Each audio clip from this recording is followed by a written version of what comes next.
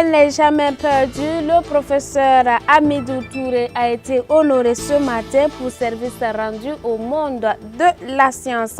Et puis la journée mondiale des pauvres se tiendra le dimanche 18 novembre prochain.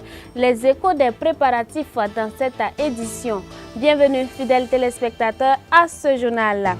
Des honneurs pour service rendu, le professeur Hamidou Touré a été honoré ce matin par ses pairs. Après avoir consacré l'essentiel de sa vie au service du monde scientifique, l'homme se dit satisfait des services qu'il a pu rendre à la nation. Ce fut une cérémonie à laquelle a pris part le Premier ministre Paul Kabatieba.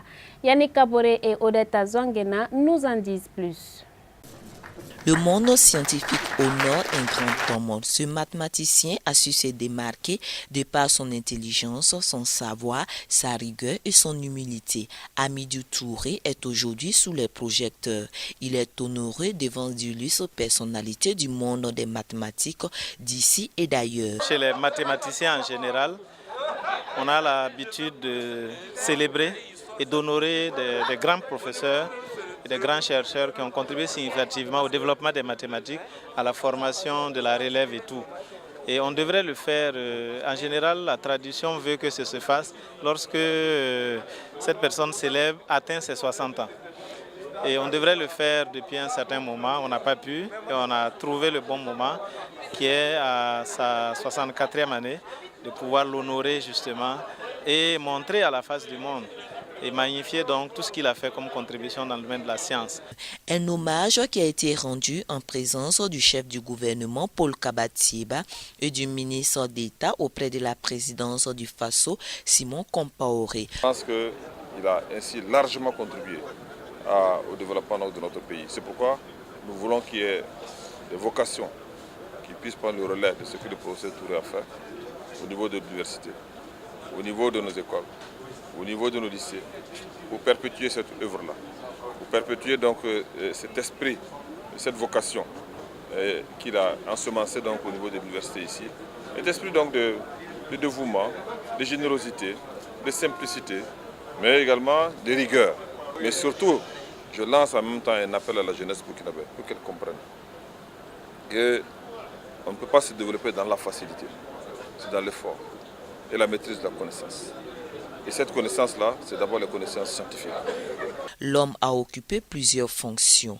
Président de Africa Mathématiques, responsable du laboratoire en bref, ayant le sentiment d'un travail bien accompli, l'illustre professeur se réjouit de cette distinction et de toutes ses reconnaissances.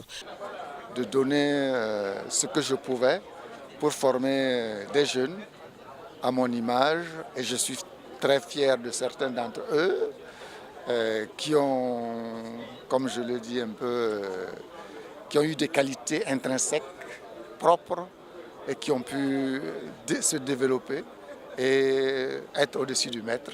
C'est ce que tout maître veut voir. Et ça, vraiment, je suis très fier de ça et de ce qu'ils font. Au-delà de l'aspect honorifique, ce colloque est aussi un moment de partage d'expériences et de débats autour du thème équation aux dérivés partiels et applications. À préciser que ce colloque se poursuit jusqu'au 9 novembre 2018.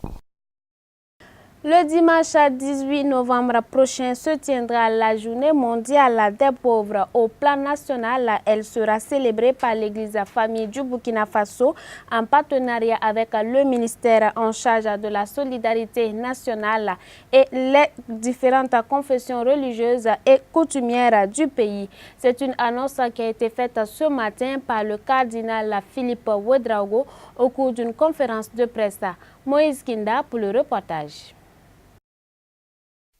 Cette journée a été instaurée en 2017 par le pape François qui invite à une rencontre authentique avec les plus pauvres qui en donne lieu à un partage qui devient style de vie et à tendre la main aux pauvres, à les rencontrer pour leur faire sentir la chaleur de l'amour qui rompt le cercle de la solitude. Pour la célébration de cette année 2018, 12 villes dans le monde ont été sélectionnées pour la célébration.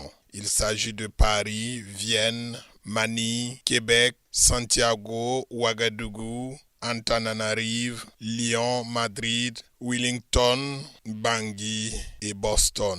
Selon les organisateurs, près de 3000 personnes sont attendues en provenance des différentes paroisses de l'archidiocèse sans distinction d'ethnie et de religion au Palais des Sports de Ouaga 2000.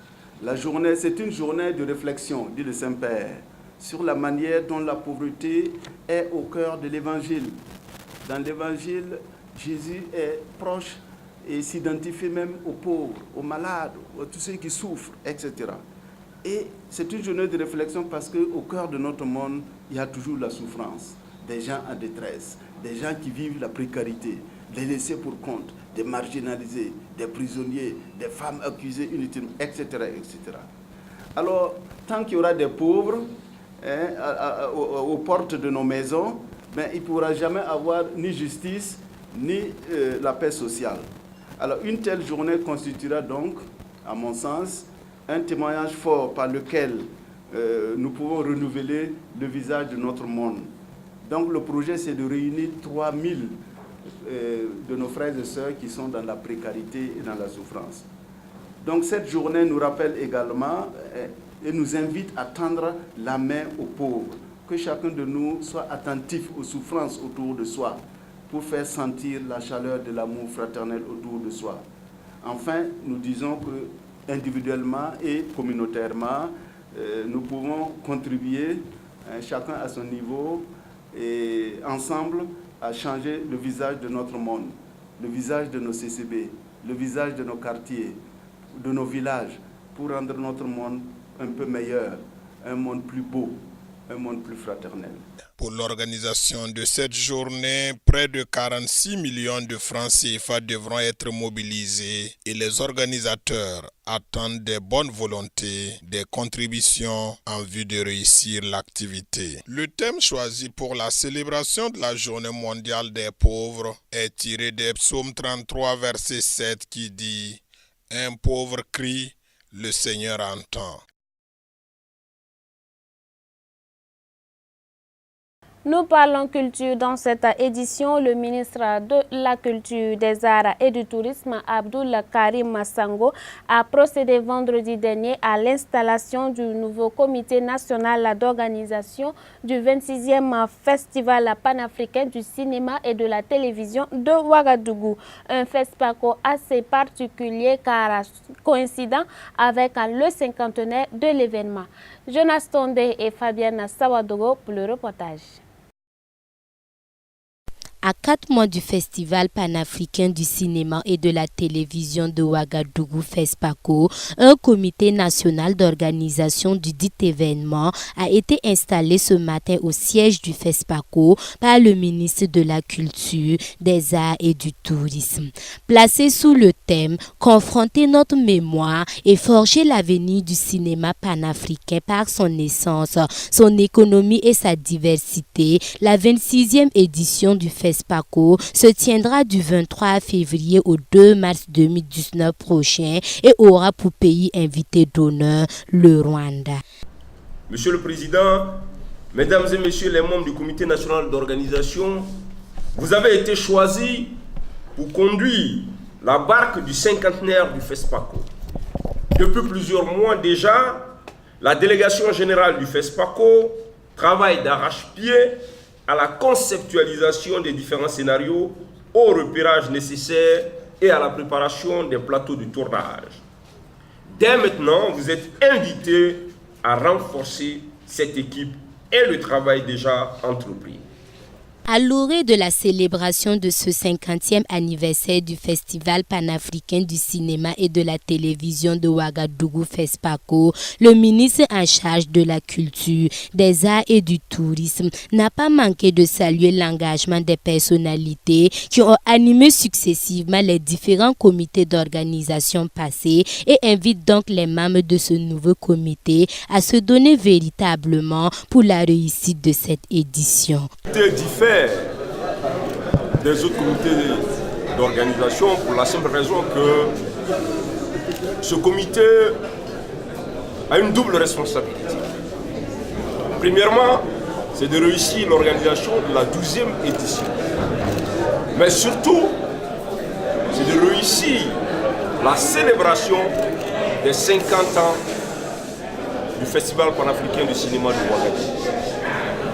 Voilà pourquoi j'ai indiqué aux membres du comité d'organisation qu'ils ont l'obligation de faire preuve de toutes les imaginations possibles afin de faire briller ce cinquantenaire. En somme, Abdul Karim Sango exhorte donc le comité d'organisation à plus d'abnégation, d'innovation, afin qu'à l'issue de ce cinquantenaire, plus personne ne puisse douter que Ouagadougou soit le berceau naturel du cinéma africain.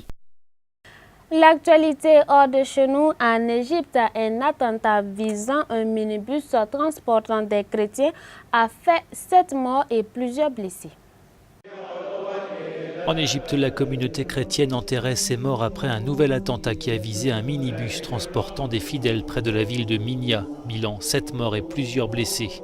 Un mélange de tristesse et de colère envahissait les familles des victimes, alors que les Coptes d'Égypte sont devenus la cible régulière d'attaques. La sécurité autour des funérailles a été renforcée.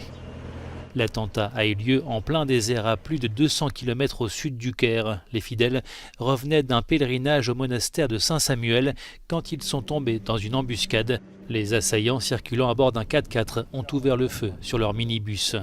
Cet attentat s'ajoute à une longue série noire pour la minorité copte d'Égypte. En mai 2017, un attentat similaire contre un groupe de pèlerins dans cette même province de Minya avait fait 28 morts. En Pologne, l'opposition vient en tête des élections locales. Elle contrôlera désormais toutes les grandes villes du pays. Suivez le reportage. L'opposition polonaise sera en tête du deuxième tour des élections locales et contrôlera les grandes villes du pays. C'est le cas de Cracovie, où Jacek Majchrowski est réélu. Nous avons eu une telle compétition entre les villes que la participation sera plus élevée. À mon avis, le résultat s'explique beaucoup par le taux de participation. L'opposition contrôle les villes, mais de son côté, le parti du pouvoir a remporté au premier tour 9 des 16 régions. Il y a un certain équilibre dans ces élections. Les candidats forts soutenus par des partis puissants sont élus, mais aucun parti ne parvient à sauver un candidat faible. Selon les sondages sortis des urnes, les candidats de l'opposition ont remporté près des 2/3 des voix face à leurs rivaux conservateurs du parti Droit et Justice.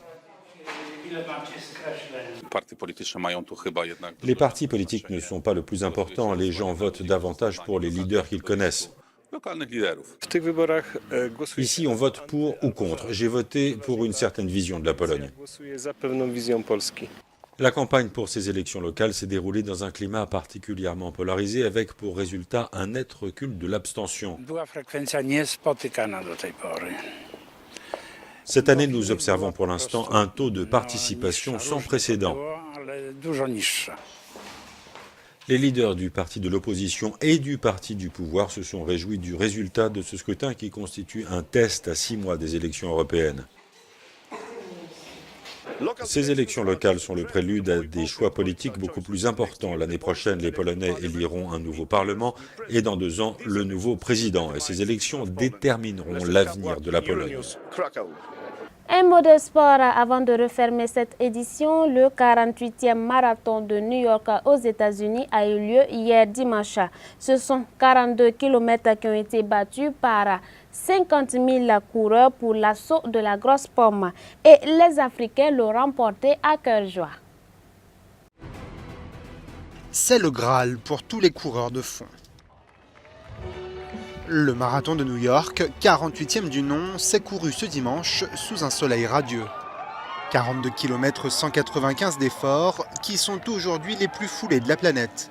50 000 coureurs étaient alignés au départ. Chez les femmes, la Kenyane Marie Leitani croque sa 4e victoire dans la grosse pomme en s'imposant en 2h22 minutes et 48 secondes, soit plus de 3 minutes d'avance sur ses poursuivantes.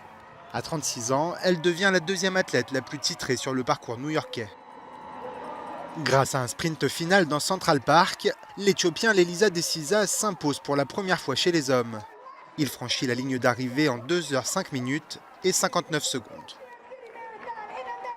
Voilà, il faut le dire, l'Afrique est réellement bénie par son créateur. Ainsi s'achève cette édition. Merci de nous avoir suivis.